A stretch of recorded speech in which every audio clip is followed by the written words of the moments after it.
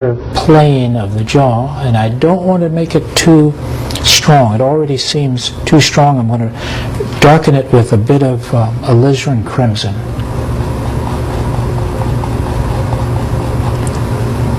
And I'm going to bring some of that tone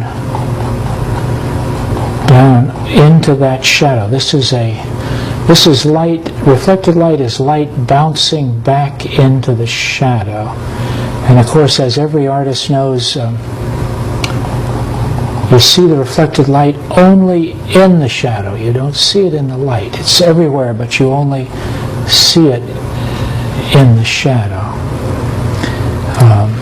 The temptation is to overdo it, and we want to make a subtle statement of that reflected light, and I feel that I have overdone it. I'm going to darken it just a bit with alizarin crimson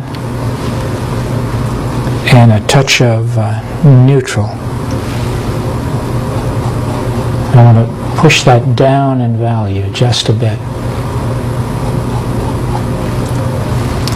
Now, while we're doing reflected light, let's go and introduce the reflected light into this shadow on the nose. Touch of cadmium orange into that shadow.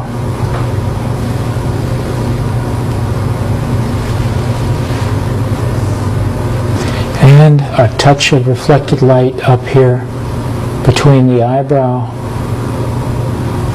and the shadow in the eye socket.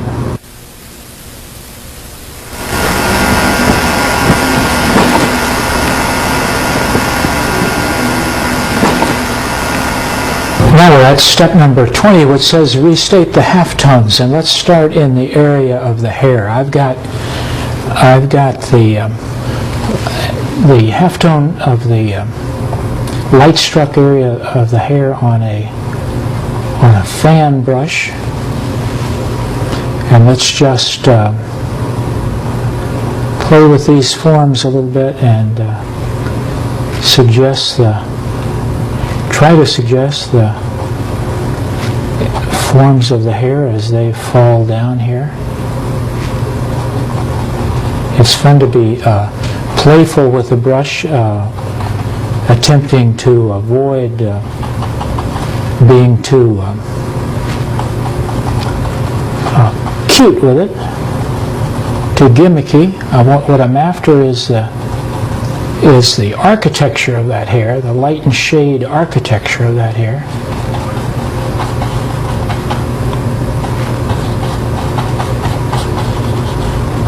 And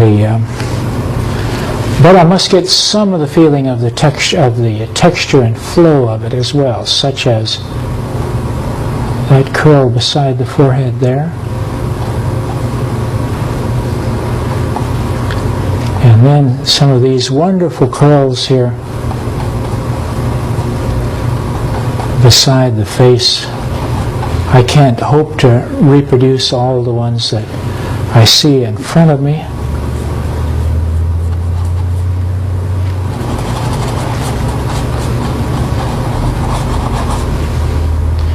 And as we come down into that area of the hair, it needs to be lighter anyway, so let me lighten that color up just for this area down here.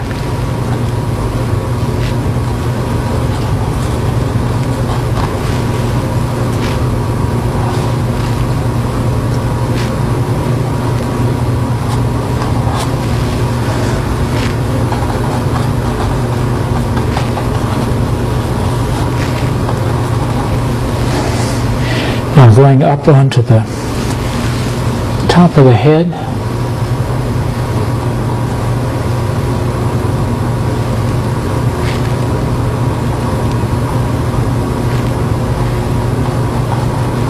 restating the halftones in the hair.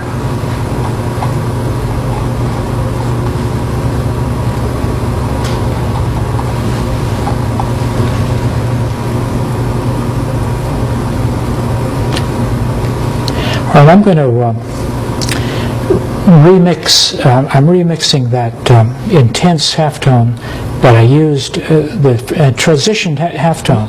I said when we first applied this tone, now we're restating it, that's maybe the most intense tone on the face. Let's reiterate that and reaffirm that. But then let's go into the central portion of the face and restate some of our halftones. For example, in the so-called trough area between the eye and the nose, darker. The shadow side of the nose and going up into the keystone wedge, and as subtle as we can do it, a suggestion of that same plane as it goes across the nose and then out into the let me just clean my hand off before using my hand to make that transition. And let's make a transition here.